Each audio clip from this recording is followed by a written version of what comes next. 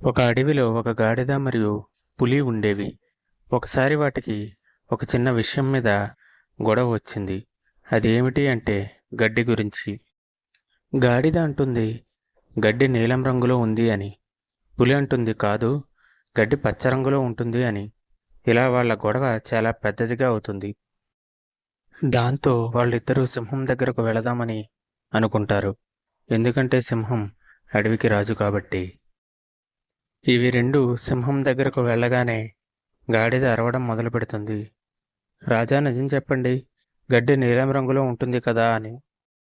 అప్పుడు పులి, అలా కాదు రాజా, గడ్డి పచ్చ రంగులో ఉంటుంది కదా అని అంటుంది. సింహం వీటి రెండిటి మధ్య ఉన్న గొడవ విని చివరికి అవును, గడ్డి నీలం రంగులో ఉంటుంది అని చెప్తుంది. దాంతో గాడిదకు ఎక్కడా లేని సంతోషం వచ్చి, అలా అర్థమయ్యేలా చెప్పండి రాజా, ఈ పులి లేకపోతే గడ్డి పచ్చరంగులో ఉంటుంది అని నాతో గొడవ పడుతుంది అని అంటుంది. అలానే ఈ పులికి శిక్ష కూడా విధించండి అని అంటుంది.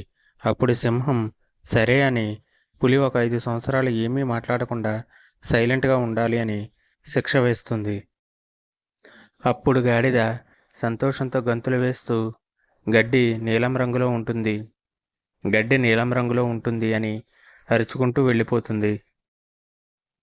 అయితే పులి మాత్రం సింహం వేసిన శిక్షని అంగీకరిస్తుంది. కానీ సింహాన్ని అడుగుతుంది, మీరు న్యాయం చెప్పవలసిన వారు, మీకు గడ్డి పచ్చ రంగులో ఉంటుంది అని మీకు తెలుసు కూడా ఎందుకు అలా చెప్పారు అని అడుగుతుంది. అందుకు సింహం అవును, గడ్డి పచ్చ రంగులో ఉంటుంది అని చెప్తుంది. అప్పుడు పులికి ఏమీ అర్థం కాదు. మరి ఎందుకు నాకు శిక్ష వేశారు అని అడుగుతుంది. అప్పుడు సింహం, చూడు, నీకు శిక్ష వేసింది రంగు గురించి కాదు. నువ్వు చాలా తెలివైన దానివి, అలాగే చాలా ధైర్యం గల దానివి. కానీ నువ్వు గాడిదతో గొడవపడి నీ సమయాన్ని వృధా చేసుకున్నావు. అంతేకాదు, అది కూడా పనికిరాని విషయం కోసం నువ్వు నీ సమయాన్ని వృధా చేసుకున్నావు. అందుకు నీకు శిక్ష వేశాను అంటుంది.